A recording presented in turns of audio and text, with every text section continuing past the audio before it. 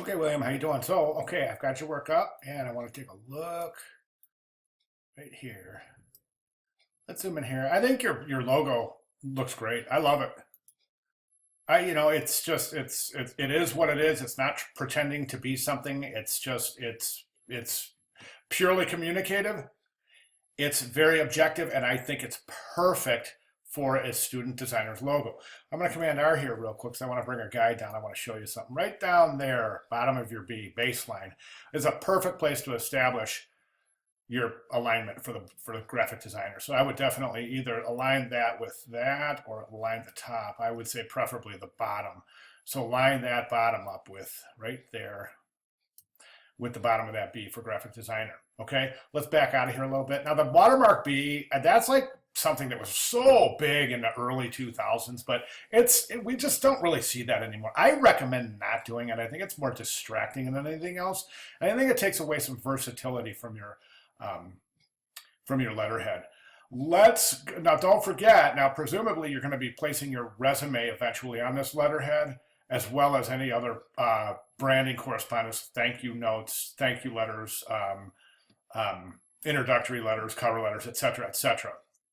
For that reason, I definitely say remove the watermark and think about your orientation of your type right up here. Right now you've got left align your logo, which I think the logo is a little bit too large in relationship to this page size.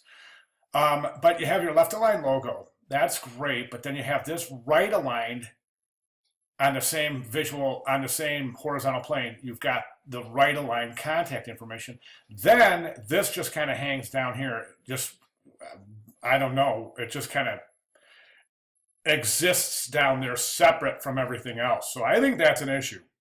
It's okay though, because there's an easy fix and one that I think will work beautifully. And I'd say that, and I recommend this a lot for first iterations or first attempts for branding letterhead, is logo. That's great placement of logo. That's entry point of the page. That's perfect. Right now, by placing your contact information up here, you're giving your logo a little competition, a little run for its own money. You don't want anything to compete with your logo. I think that's a great reason to take all of your contact information, span it as a footer on the bottom of the page. This will do a couple of things. Number one, it'll reduce the number of visual stops on your page. By proximity and grouping, all of your contact information will be related to one another. Right now, it's not. This is separate, meaning giving this visual notion to the viewer that this is separate and not related to these. Okay, so that's what that would do, and then also it would, if you banner the bottom of your, and I'm just talking about typographically placing your contact information elements right down here. Then what you're doing is you're really opening up this whole page for just wonderful versatility.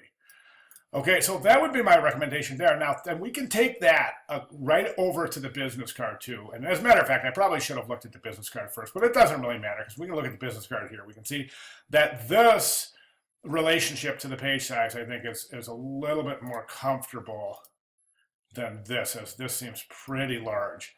So then what you have here, over here, you've got logo, upper left, then you've got left aligned type next to logo.